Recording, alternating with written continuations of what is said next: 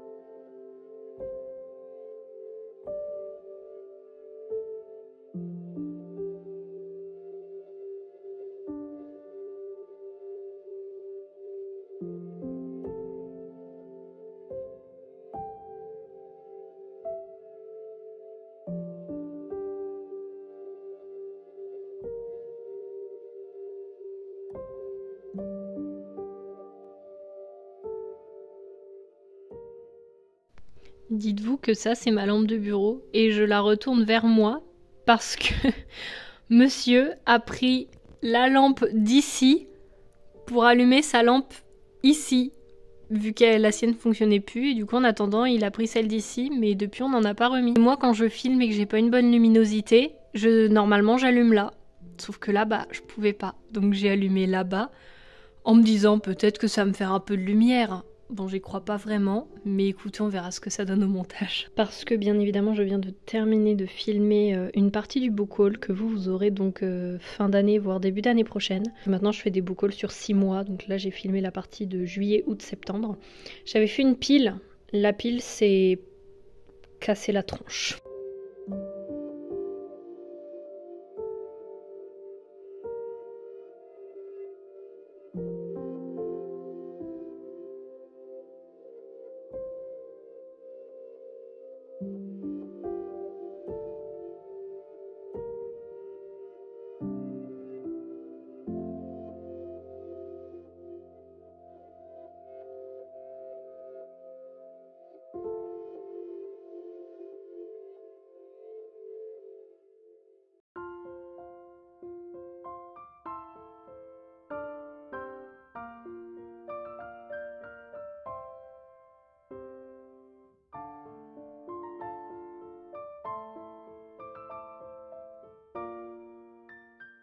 Alors oui, j'infuse généralement le thé une première fois dans une petite tasse, comme là vous l'avez vu avant de me l'infuser dans ma tasse à moi, puisque j'ai remarqué tout ce qui était thé vert et thé noir. En fait, j'ai beaucoup de mal, je trouve que le thé noir, sinon je le trempe que quelques secondes, genre vraiment 5 secondes et c'est bon. Et le thé vert c'est pareil, en fait dès qu'il y a de l'amertume, j'aime pas et pourtant je le fais pas infuser très longtemps. Donc j'ai trouvé cette astuce qui en plus est très bien avec la grossesse, puisqu'on recommande de boire que 2 tasses de thé ou de café, ou une tasse de thé et café, enfin pour la caféine et la théine, pendant la période de grossesse. Comme ça me permet également en fait dans la première tasse d'éliminer une grande majorité de théine que peut contenir le sachet de thé ou le thé.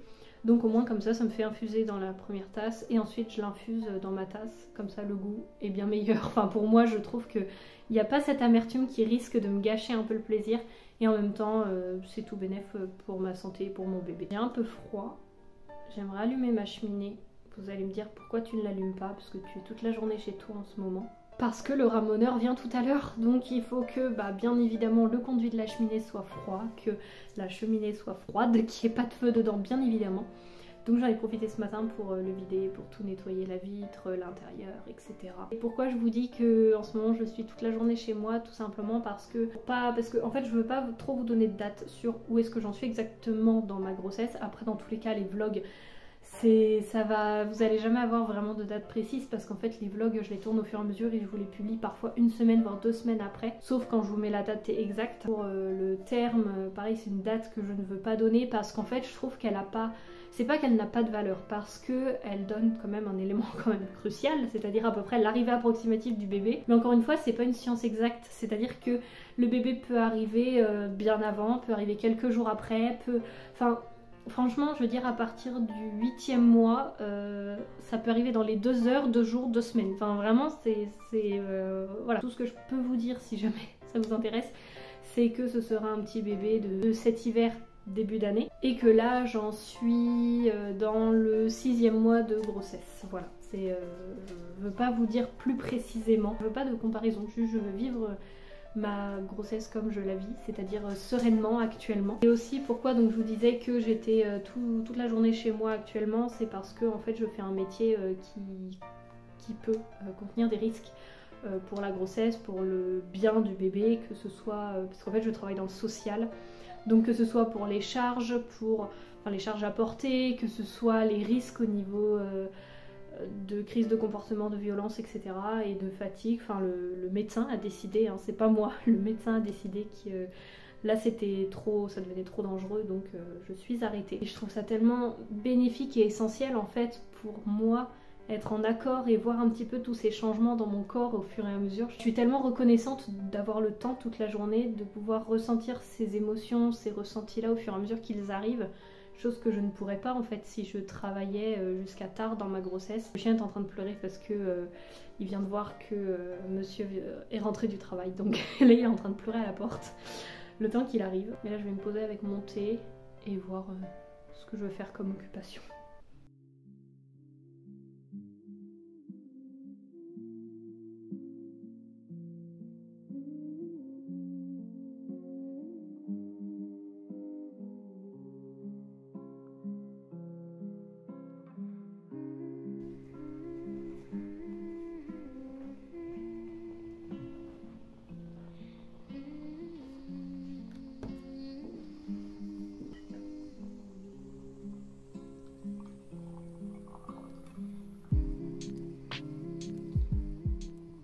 Je vous retrouve environ une semaine après. Je vous avoue qu'on a fait pas mal de choses et en même temps je me suis reposée.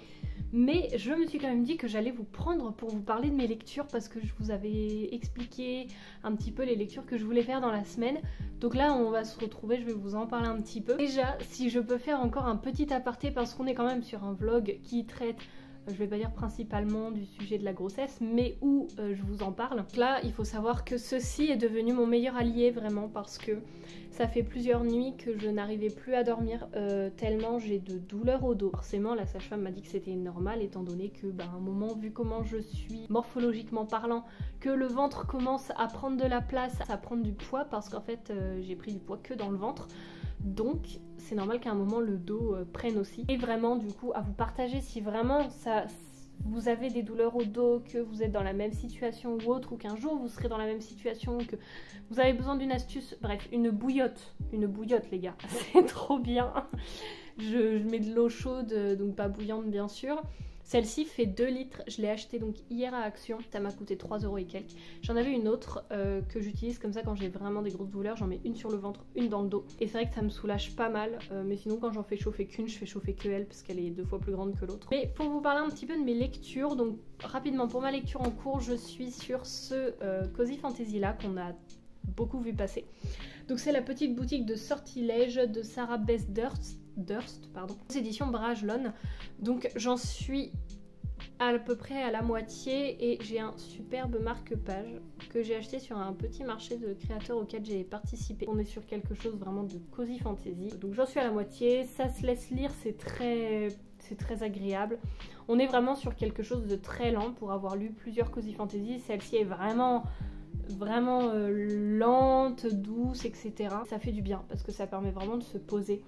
Et après avoir enchaîné pas mal de fantaisie orientale, enfin pas mal de pages de fantaisie orientale dont je vous parle juste après, c'est vrai que ça fait du bien d'avoir une lecture en parallèle qui permet de se poser, de pas trop réfléchir et juste de se laisser porter. Ensuite, je vous avais dit que pour mes lectures de la semaine, il y aurait donc l'Empire d'Or. Donc on n'a pas beaucoup avancé avec Evali sur notre lecture commune, tout simplement parce que elle est en même temps sur une autre lecture commune. Donc en fait, moi je lis de temps en temps, elle me rattrape, enfin bon, on s'adapte. Mais j'aime énormément cette saga, donc c'est le tome 3 de La Cité de Laiton, donc de la saga de Daevabad. C'est une fantaisie orientale adulte qui est absolument merveilleuse, qui est très bien construite, vraiment j'adore cette saga, mais ce sont des bonnes pavasses il faut le dire. Ensuite j'avais pour projet donc de terminer le roman d'Oulahan, je vous l'avais dit, je crois que j'étais en cours au moment où je vous l'ai présenté, je l'ai terminé je crois quelques jours après. J'ai bien aimé, après il faut savoir que quand on y va, on va vraiment avoir une réécriture de La Belle et la Bête, vraiment. On m'avait vendu ça, enfin l'auteur m'avait vendu ça comme étant une réécriture du Cavalier sans tête,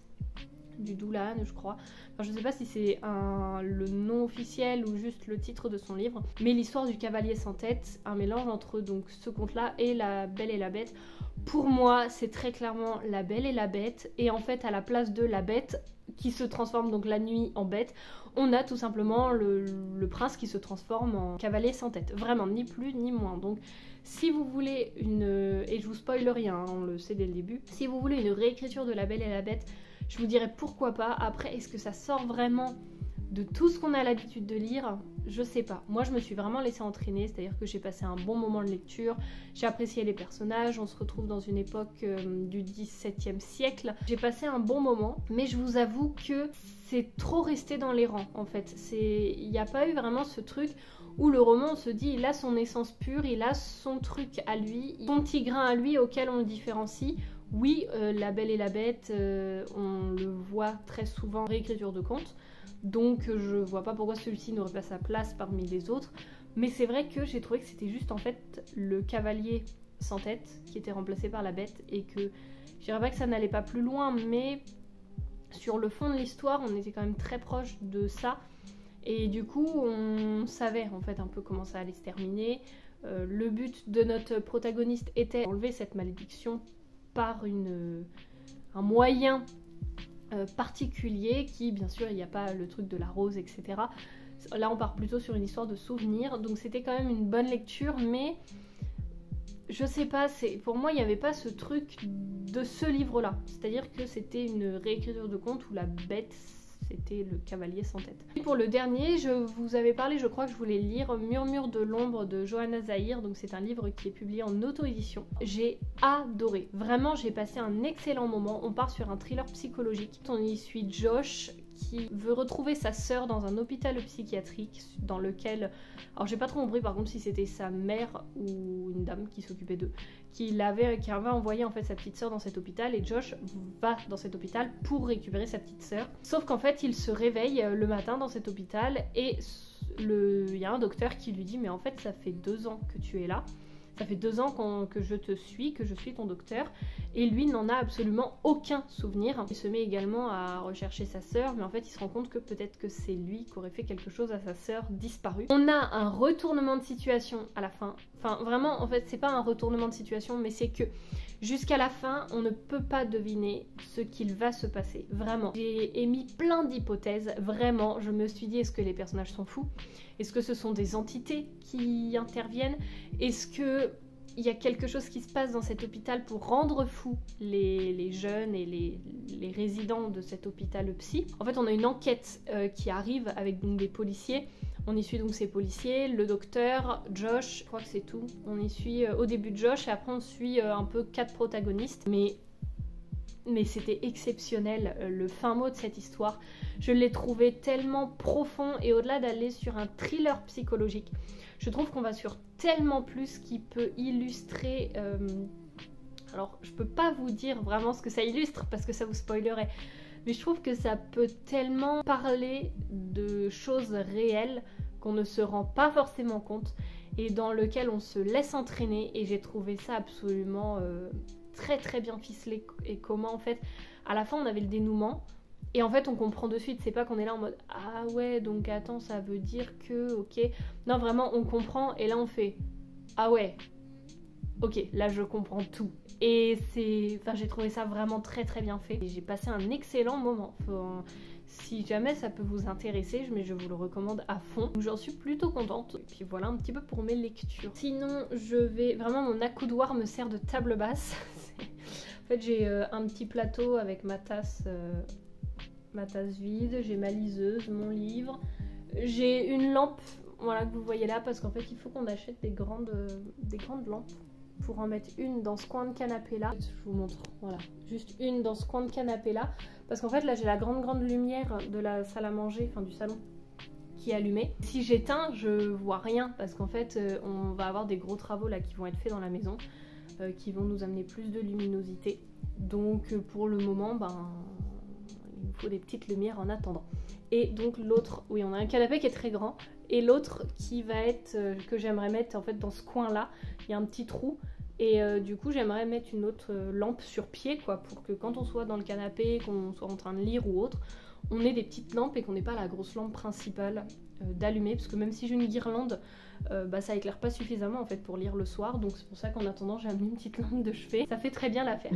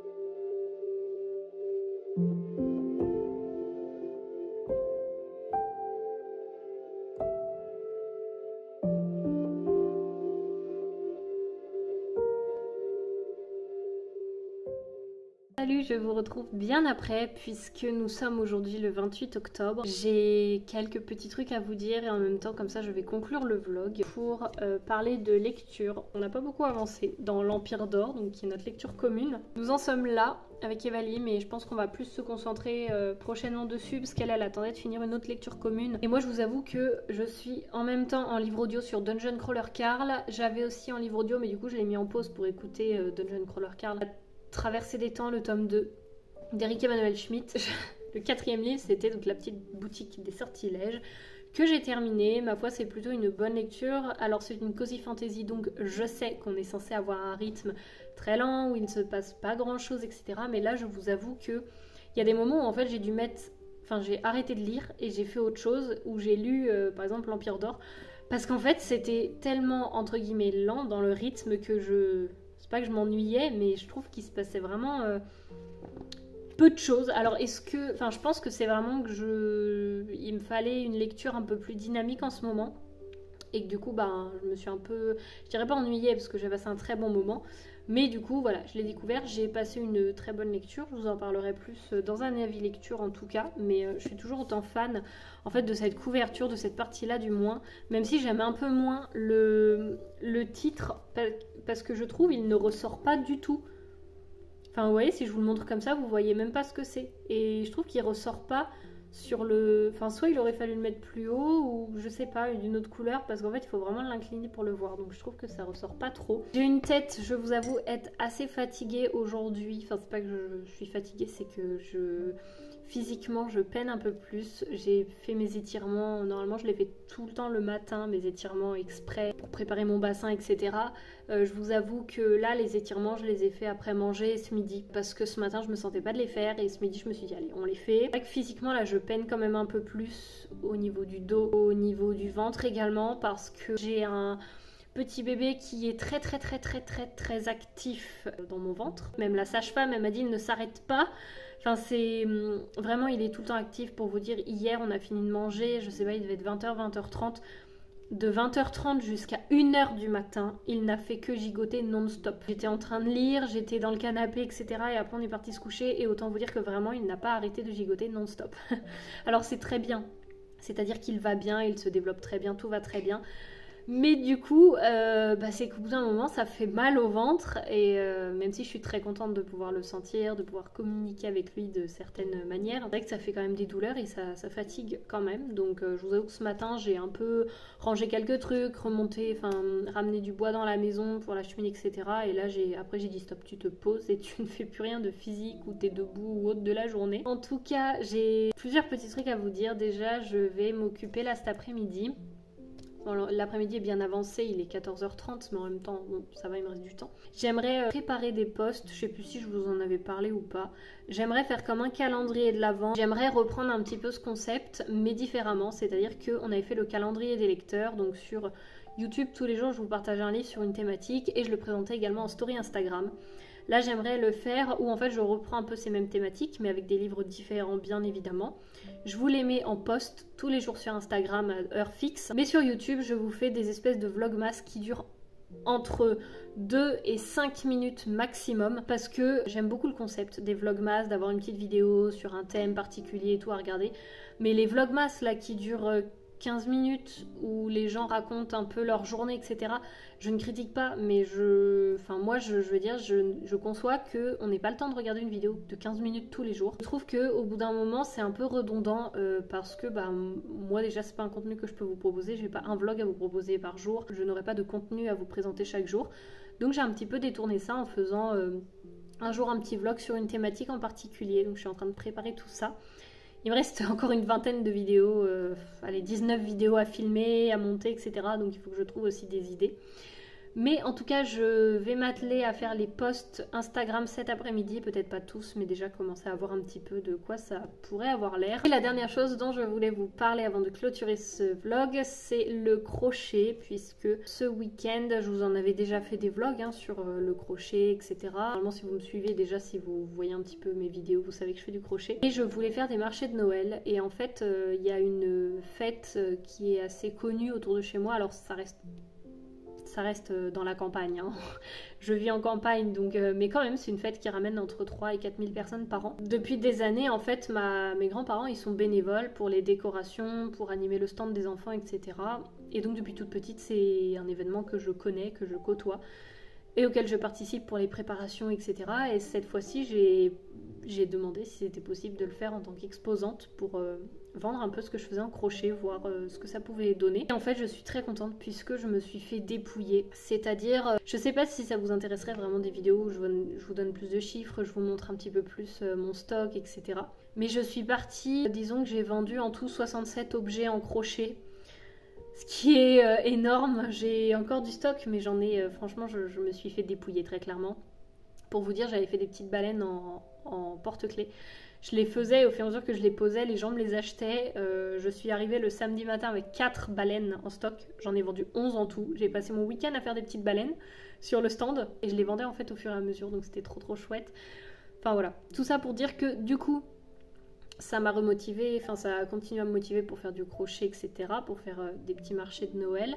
En tout cas, je l'espère, je verrai en fonction de ce que je peux faire physiquement. Donc j'ai commandé de la laine chez Soulmate Crochet, je vous mettrai son lien du site dans la description. Si jamais vous êtes adepte de crochet, vous la connaissez peut-être. Et ça fait un moment que en fait elle était en rupture de tout et c'est ce qu'elle expliquait, elle s'était fait dépouiller elle aussi tous ses stocks. Là j'ai commandé, je sais même pas combien j'en ai commandé, j'ai fait une commande de à peu près 60 €. J'ai commandé 11 pelotes de laine chenille, donc je vous montrerai tout ça dans un autre vlog quand je l'aurai reçu. Mais normalement ça arrive très vite, je crois que demain ou après-demain je pourrai aller le chercher parce qu'elle les envoie très rapidement. Et du coup en attendant ce que j'ai fait c'est que je me suis fait un petit tableau Excel que j'ai imprimé. Bon moi j'ai mis des couleurs et tout pour me repérer. Et je suis trop contente parce que moi qui maîtrise pas du tout Excel, mais alors pas du tout, j'ai réussi à faire... Vous voyez par exemple si j'en ai un ça coûte 10 € et donc ça calcule tout seul si j'en ai deux, le prix total, etc. Et en tout combien j'avais de stock, etc. Enfin je suis trop contente, j'ai réussi à faire des formules dans Excel, c'est la première fois de ma vie que j'y arrive. J'ai vraiment essayé de faire quelque chose d'assez simple et en même temps complet. C'est-à-dire que là j'ai mis tous les objets en crochet que j'avais fait, donc la quantité, combien j'en avais actuellement dans mon stock, le temps que ça m'avait mis à le faire en fonction, parce qu'il y en a où c'est vite parce que j'ai pas forcément calculé. Ensuite à côté, combien je les vends au prix unitaire, donc en fonction du temps que j'y passe, de la laine que j'utilise, etc. Et donc là, par exemple, s'il y a un truc, je sais pas, je vais vous dire, il y a une citrouille, je la vends 5 €, vu que j'en ai deux, bah en tout ça me fait 10 €. Donc prix unitaire et prix total. En dessous, il y a le prix total de tout mon stock actuel, la quantité de tout ce que j'ai actuellement. Donc j'ai vendu quasiment, je dirais pas la moitié, mais bien la moitié de mon stock, puisque là il me reste encore 81 objets, sachant que j'en ai fait 10 hier, 10 petites baleines.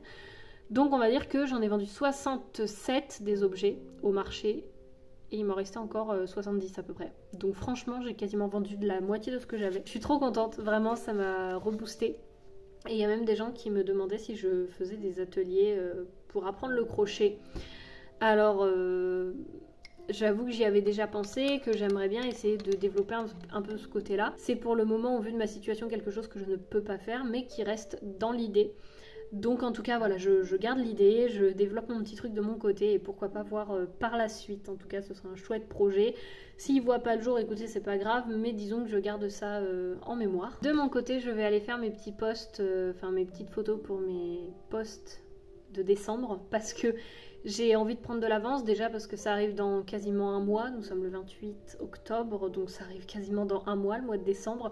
Donc j'aimerais vraiment avoir tout d'avance parce que en fait là une fois que les travaux vont avoir commencé dans la maison, déjà je ne sais pas quand est-ce que je pourrai filmer, quand les entreprises seront là, etc. Je ne sais pas comment je pourrais me débrouiller même sur YouTube, etc. Et après une fois que les travaux seront faits, bah, c'est-à-dire qu'on va s'attaquer à la chambre du bébé et qu'on va vraiment enchaîner un petit peu tout. Sachant que j'arrive dans le dernier trimestre de ma grossesse, tout va s'enchaîner un petit peu. Donc autant que là, c'est-à-dire que je suis à la maison, que je suis cool, que j'ai encore la capacité de faire les choses de manière tranquillement, en anticipant, je vais le faire. Pour avoir tout, comme ça, même si je dois être par la suite, parce que comme je dis, je vais bien, tout va bien, mais je ne sais pas de quoi demain sera fait. Ça se trouve, j'aurai des complications, ça se trouve, non, je ne l'espère pas, mais ça se trouve, à un moment, il y a quelque chose qui va se passer, on va me dire, ok, ça va, mais par contre il faut rester allongé toute la journée, je serais contente d'avoir toutes mes photos sur mon téléphone et juste à avoir les programmer sur Instagram et programmer mes vidéos ou juste faire du montage, chose que je peux faire de mon canapé. Pendant que je peux, sans me fatiguer bien évidemment, je veux anticiper un maximum de choses pour les réseaux parce que je me doute que courant janvier, courant février, ce ne sera pas ma priorité. Et que je veux pas non plus vous laisser sans rien, donc voilà. Et si, la dernière chose que je voulais dire aussi par rapport au crochet, c'est que j'avais fait changer mon pseudo, que ce soit sur un Instagram ou YouTube. J'avais donc transformé une grande lectrice en le crochet littéraire. Et je voulais inclure un peu plus le crochet, donc là je vous en ai parlé aussi. Et c'est vrai que je l'avais pas trop fait parce que j'osais pas, parce que je me dis ouais mais les gens sont juste intéressés par les livres, etc.